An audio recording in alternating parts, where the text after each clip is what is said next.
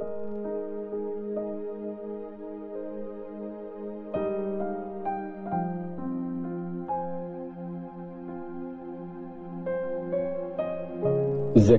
chapter 1. Panawagan para magbalik loob kay Lord. Nagsalita si Lord kay Prophet Zechariah na anak ni Berechiah na anak naman ni Iddo. Nangyari ito noong 8th month ng 2nd year na paghahari ni Darius sa Persya. Sinabi ni Lord sa kanya, "Ako si Lord, galit na galit ako sa mga ancestors niyo. Ganun pa man, sabihin mo sa mga tao na ito ang sinabi ni Lord na makapangyarihan sa lahat.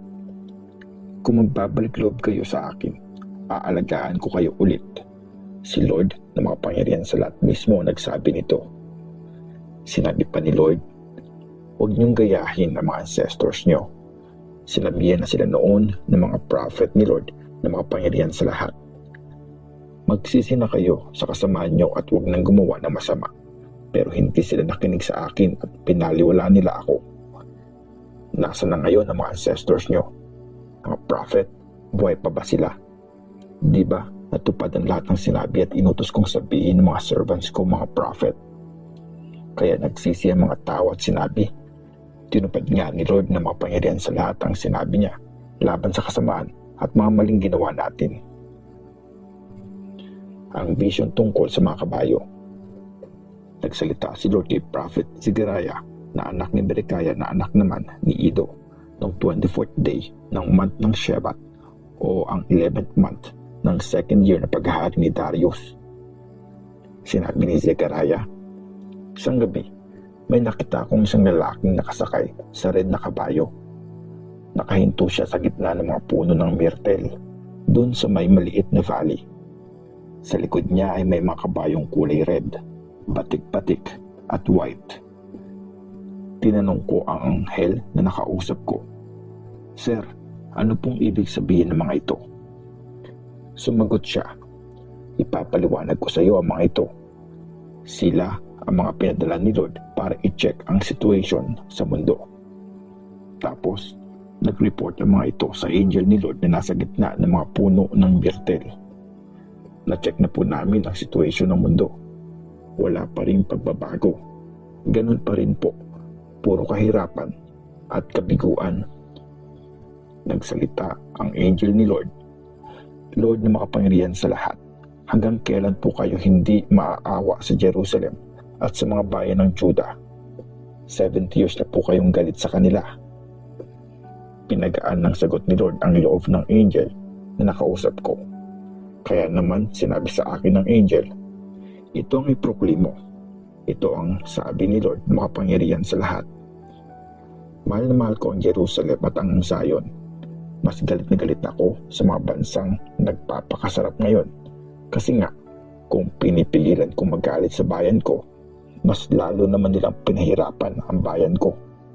Kaya sinabi ni Lord na makapangyarihan sa lahat, bumalik ako sa Jerusalem para kaawaan siya.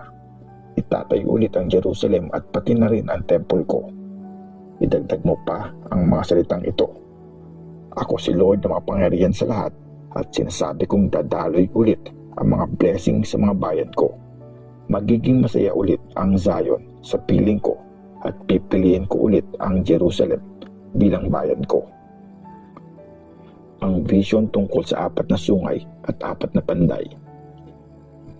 Tumingala ako at nakita ko ang 4 na sungay. Tinanong ko yung angel na nakausap ko, "Ano pong ibig sabihin ng mga sungay na ito?" "Ang mga sungay na ito ang mga bansang magtataboy sa Judah, Israel at Jerusalem," sagot niya. Tapos, pinakita naman sa akin ni Lord ang 4 na panday. Nagtanong ako, "Bakit po sila nandito?" Sumagot siya, "Ito ang mga sungay na nagpalayas sa mga taga-Judah at walang nagtry na lumaban sa kanila. Pero dumating ang mga panday na ito para takutin at wasakin ang mga sungay ng mga bansang lumaban sa lupay ng Judah at nagpakalat sa mga tao kung saan-saan." Zechariah chapter 2. Ang vision tungkol sa panukat na tali. Tumingala ako ulit at nakita ko naman ang isang lalaking may dalang panukat na tali Tinanong ko siya, "Saan po kayo pupunta?" "Susukatin ko ang Jerusalem para malaman ko ang lapad at haba nito," sagot niya. Tapos dumating yung angel na nakausap ko at may isa pang angel na dumating para salubungin siya. Sabi nito sa kanya, "Bilisan mo, sabihin mo dun sa lalaking may dalang panukat na hindi na kailangan mag-build pa ng pader sa Jerusalem kasi sobrang dami ng mga hayop at mga taong titira dito. Si Lord ang magsisilbing pader na apoy sa paligid nito at ang glory niya ang nasa gitna nito." Panawagan para bumalik sa Zion. Sinabi ni Lord, "Kumilos na kayo. Umalis na kayo dyan sa Babylonia.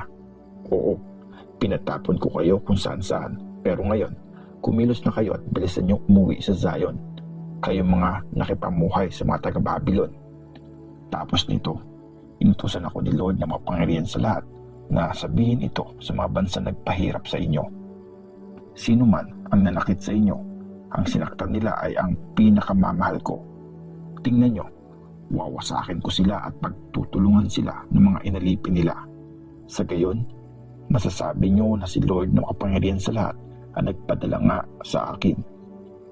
Magkantahan at mag-celebrate kayo mga taga-Zion kasi tingnan nyo, padating na ako at mamumuhay kayong kasama ako. Ito ang sinabi ni Lord. Maraming bansa rin ang mag-worship kay Lord sa araw na yon at isasama sila sa bayan niya. Tapos, mamumuhay silang kasama siya. Sa gayon, masasabi niyong si Lord makapangyarihan sa lahat ang nagpadala nga sa akin. Kukunin ni Lord ang Judah bilang bayan niya sa Holy Land at pipiliin niya ulit ang Jerusalem. Kayong lahat, manahimik kayo sa harapan ni Lord kasi tumayo na siya mula sa kanyang banal na temple. Zechariah chapter 3. Ang vision tungkol kay Joshua. Tapos, pinakita niya sa akin ang high priest na si Joshua na nakatayo sa harap ng angel ni Lord at si Satan naman ang nasa right side ni Joshua para akusahan siya. At sinabi ni Lord kay Satan, "Tumigil ka, Satan. Pinatitigil ka ni Lord na siyang pumili sa Jerusalem." Niligtas ni Lord ang lalaking ito na parang kahoy na inalis mula sa apoy. Madumi ang damit ni Joshua habang nakatayo sa harap ng angel. Sinabi ng angel sa mga nakatayo doon, "Tanggalin niyo ang damit niya." Tapos, kinausap niya si Joshua, "Tinanggal ko na ang kasalanan mo at bibihisan kita ng mga mamahaling damit." Sabi pa niya, suotan niyo siya ng malinis na turban sa ulo. At ginawa nga nila yon. Nilagyan nila ng malinis na turban at binihisan siya ng malinis na damit habang nakatingin ang angel. Tapos nito, in-encourage ng angel ni Lord si Joshua. Sinabi ni Lord na makapangyarihan sa lahat. Kapag namuhay ka ayon sa kalooban ko at sumunod ka sa mga utos ko, ikaw na ang mamamahala sa temple ko at magiging in charge sa lahat ng mga kwarto nito. At bibigyan din kita ng kalayaang lumapit sa akin gaya ng mga angels na nandito. Makinig kang mabuti, Joshua. Ikaw na high priest, pati na ang mga kasamahan mong priest. Kayo ang sign tungkol sa mangyayaring maganda sa future. Ipapadala ko ang servant ko. Dadating ang sanga. Tingnan nyo, may nilagay akong batong may 7 tapyas sa harap ni Joshua. Iuukit ko doon ang mga salita ko.